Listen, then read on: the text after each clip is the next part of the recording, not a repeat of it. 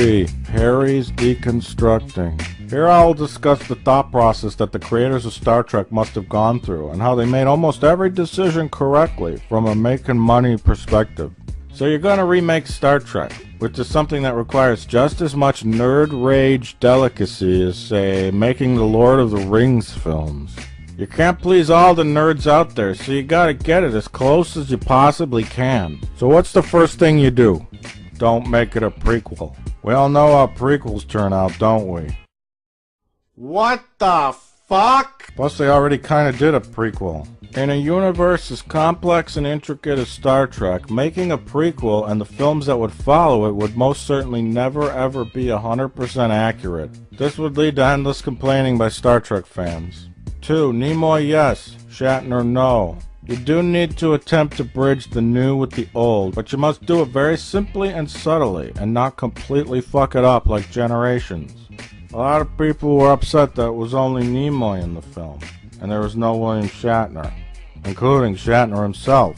Now I like Bill. He's a nice man. He's got a great merkin, but keeping him out was a very smart decision. Nimoy's presence was necessary to link this film to the original Star Trek, and to assure the fans that this was indeed really Star Trek, and not just some hackneyed imitation or remake. Nimoy's also the guy with the wee bit more credibility. He is a great director, he understands Star Trek, and he refused to have anything to do with Generations. And if that don't give him credibility, I don't know what will. Remember, they are remaking Star Trek, not making another Star Trek. If you had Nimoy and Shatner in the film, it would cast a huge shadow over Chris and Zachary as the new Kirk and Spock. Those guys needed to shine in the film, and not get upstaged by Shatner's presence. Do I need to remind you of Generations again? I'd rather not think about that anymore. Kinda like the time at the Taj Mahal Casino in Atlantic City.